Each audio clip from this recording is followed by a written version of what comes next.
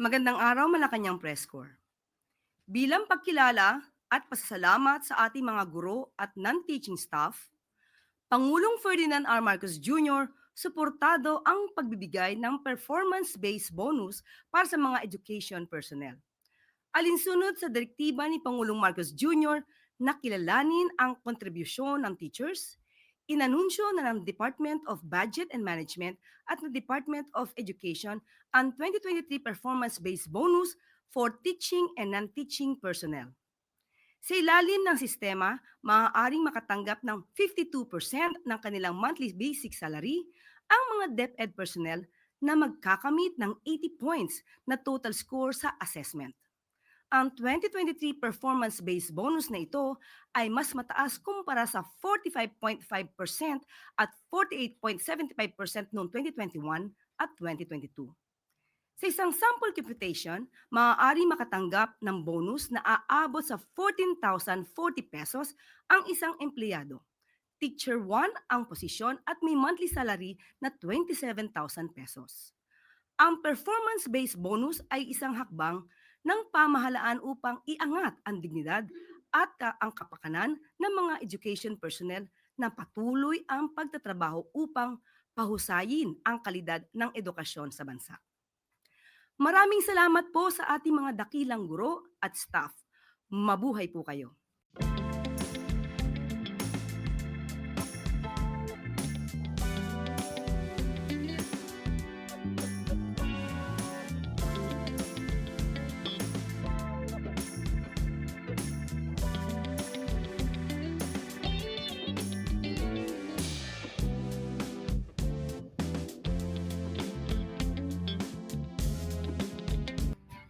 Patuloy na gawin ang mga programang babago sa buhay ng taumbayan. Sa gitna ng ingay dulot ng maanumalyang flood control project sa bansa, nanawagan si Pangulong Ferdinand R. Marcos Jr. sa League of Cities of the Philippines o ALCP, LCP na ipagpatuloy ang mga hakbang ng pagbabago sa buhay ng taumbayan. Ayon kay Pangulong Marcos Jr., kailangang maipakita ng mga lokal at nasyonal na leader ng bansa na mayroon pa ring mga lingkod bayan na tapat na naglilingkod at puno ng pag-asa para sa taong bayan. Pinapaalalahanan ni Pangulong Marcos Jr. ang LCP na ipagpatuloy ang ugnayan ng lokal at nasyonal na pamahalaan para sa mas mabilis na pagsulong ng programa ng pamahalaan. Ayon sa Pangulo, ang lokal na pamahalaan ang siyang nagsisilbing tulay sa pagitan ng taumbayan at ng nasyonal na pamahalaan sa pagpapatupad ng mga programa at proyekto ng administrasyon. Dagdag ng Pangulo, kailangang magsanib puwersa ang lokal at nasyonal na pamahalaan upang masiguro na makakarating sa taumbayan ang kanilang mga pangangailangan at mabigyan ng pagkakataon na umunlad ang bawat isa. Paniniwala ng Pangulo, hindi makakarating sa taumbayan ang tamang serbisyo kung hindi mawawakasan ang kultura ng korupsyon sa bansa. Kabilang sa mga programa na dapat tugunan ng pansin ng lokal na pamahalaan ang pagtataguyod sa sektor ng edukasyon. Kasama na rito ang Early Childhood Care and Development Program. Layunin ng programa na magtayo ng Childhood Development Center o CDC upang ihanda ang mga kabataan sa formal na edukasyon. Naglaan ang pamahalaan ng 300 million pesos na pondo para sa fiscal year 2026 kung saan 264 million pesos ay para sa pagpapatayo ng mga CDCs. Naniniwala si Pangulong Marcos Jr. na walang imposible kung magtutulungan ang lokal at nasyonal na pamahalaan dahil sa ilalim ng bagong Pilipinas na nanatiling nakatuon ang pamahalaan sa paglilingkod sa taong bayan. We have to work together.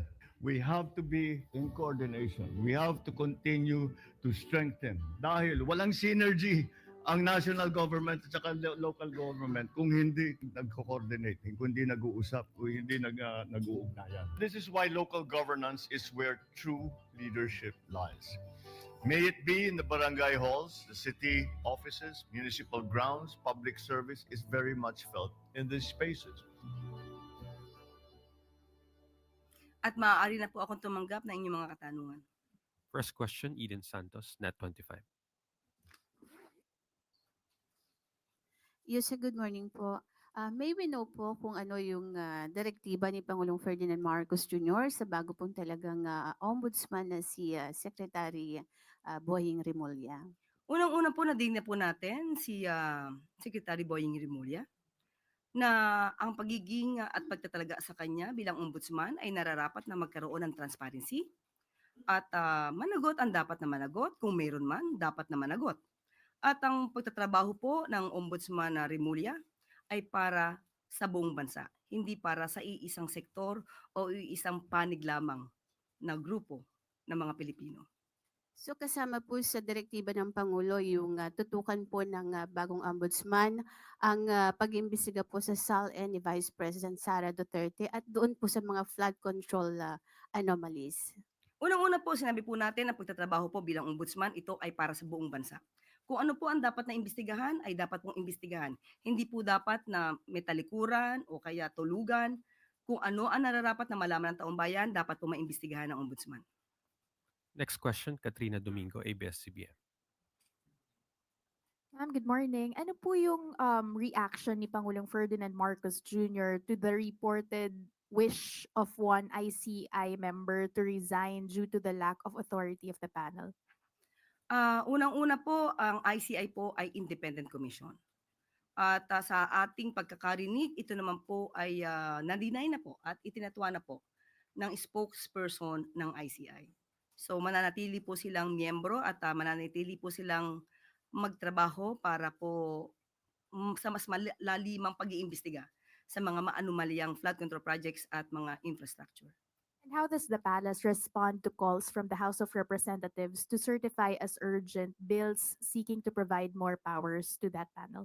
Unang-una po, dapat po siguro makita muna ang pinakadetalye para po mapag-aralan to at kung kinakailangan po mag-issue po ng certificate for urgency, yan po ay gagawin ng Pangulo kung patapos po niya mabasa kung ano man po ang gagawing bill. Next question, Christian Yusores, DZMM Teleradyo. Good morning, Yusek. How true are the reports circulating online that you are being eyed to replace Secretary Boying Rimulya as the Secretary of the DOJ? Did the President reach out to you and discuss the possibility? Unang-una po, hindi po natin alam kung saan nagsimula yan. So, wala pong katotohanan yan. But will you accept, ma'am, the position if the President offered it to you? Hypothetical question. I cannot answer. Next question, Ivan Mayrina, GMA News. Yusek, good morning. Pinakahuli lamang po sa mga nanawagan na buksan ang mga ICI proceedings sa Iglesia ni Cristo. Alam ko ho, kahapon lang sinabi ninyo that the President respects the independence of the ICI at hindi siya manghihimasok. But surely that doesn't prevent him from recommending or at least taking a stand for transparency dahil ang panawagan po sa kanya ay pangunahan ang transparency and ultimately the credibility of the ICI that he himself built or created. Tama po. Ang Pangulo po sa lahat ng mga pagkakataon gusto may transparency. Sa lahat ng pag-iimbestiga, dapat may transparency, walang tinatago. Pero kung paano po ito gagawin ng ICI, kung paano po ito maisa sa publiko, kung paano po sila magiging transparent at hanggang saan, nasa ICI na po yan. But still, ang Pangulo po ay sinusulong din po ang transparency sa lahat ng pag-iimbestiga. Salamat. Next question, Ann Soberano, Bombo Radyo. Good morning, Yusek. Kahapon po nag-privilege speech si Akbayan Party List Representative Chel Jokno. Hingi lang po ako reaction from the palace. Binatikos kasi ng Akbayan Party List ang paglobo po ngayon ng unprogrammed funds na nasa 250 billion po for 2026 national budget. Hindi po daw ito contingency fund, kundi malalaki, planado at regular na programa. Kaya nanawagan sila gawing zero ang unprogrammed appropriations sa 2026 budget. Parang hindi po yata maaari mangyari yan. Marami po nagiging programa ang gobyerno at maaari pong magamit po ito sa pangangailangan kung may kailangan mga emergency cases or situations. But tandaan po natin, hindi naman po ito nagagasta basta-basta. Katulad ng sinabi natin kahapon, kahit po ito ay nasa UA or unprogrammed appropriation, Ang ibig mo sabihin nito ay hindi po ito agad-agad makukuha kung wala pong sapat na dokumento. Kaya malinaw din po na mababantayan ang anumang pondo na masasabi nating nasa under program appropriations. Sisigurudihin po ng Malacanang USEC na talagang mapupunta sa tama itong 250 billion na unprogrammed appropriations. Yan na po ang ginagawa ng Pangulo. Hindi po ba may mga nagrereklamo na hindi daw sila nabibigyan ng or naririlisan ng mga pondo? Yan po ang ginagawa ng Pangulo dahil po ito ay nasa ilalim po ng conditional implementation. Ibig sabihin po, pinangangalagaan ng Pangulo ang pondo ng bayan. Salamat, USEC. Next question, Let Narciso, DZRH. Good morning, Yusek. Ma'am, ngayong may bago na pong ombudsman, na kabisado rin naman yung isinasagawang investigasyon dito sa mga anomalya sa flood control projects. Is there a possibility na i-abolish ang ICI at ipaubayan na lang sa ombudsman ang pag-iimbestiga? Unang-una po, ang ombudsman po kasi hindi lamang po tutok ito sa flood control projects. Marami pong kaso na dapat natuunan din, pagtuunan ng pansin ang ombudsman. So, hindi po natin nakikitaan na ito ang dahilan upang gibain or wakasan ang trabaho po ng ICI dahil ang ICI po ay tutok sa maanumalyang flood control projects at mga infrastructure. Mas mapapabilis po ang magiging trabaho at pag-iimbestiga ng ombudsman at ng DOJ kung may kumpleto na pong dokumento na manggagaling sa ICI. Pero may mga opinion po kasi na parang kung at the end of the day, sa ombudsman din naman yung bagsak nung ipafile ng mga kaso ng ICI. Parang bakit gumagastos pa tayo sa isang independent body? Gugustuhin po ba nila na ICI ang ombudsman lang ang magtrabaho dito? So hanggang kailan tayo aabutin para matapos ang isang kaso? So kailangan po talaga na may isang independent commission na siyang tututok at magkokolekta, mag-iimbestiga ng mga dokumento para po pag naibigay po ito at mairekomenda for filing, i-reviewin na lamang po ito at kung tapos na po ang pag-review at nakita meron dapat na sampahan ng kaso, mas mabilis magsasampa ang kaso ang DOJ at ng ombudsman. Next question, Evelyn Cruz, Filipino Mirror. Good morning, Yusek. Good morning po. 3 weeks ago po na-create ang ICI. Pwede pong malaman kung nag-update po ba sa Pangulo ang ICI? Natawagan natin po ang Office of the Executive Secretary. Wala pong ganon dahil po independent commission po ito. At ang report po na yan ay nasa kamay po ng ICI at kung ano man ang magiging rekomendasyon nila, sa kanila po manggagalit at hindi po hihingi ng basbas ng Pangulo. Thank you po. Follow-up question from Ana Felicia Bajo, GMA News Online. Ma'am, quick follow-up lang. Balikan ko lang yung sa next DOJ Secretary. Meron na po ba tayong shortlist? Kasi kahapon po nagtalaga lang po sila ng OIC and incoming Ombudsman Remulla is expected to take his oath on Thursday po. Sa ngayon, wala pa po sa atin na ibibigay na anumang detalye patungkol po dyan. Pero once na nabigay po sa atin, sa inyo ko po unang sasabihin. Thank you, ma'am. Next question, Sam Medinilla, Business Mirror.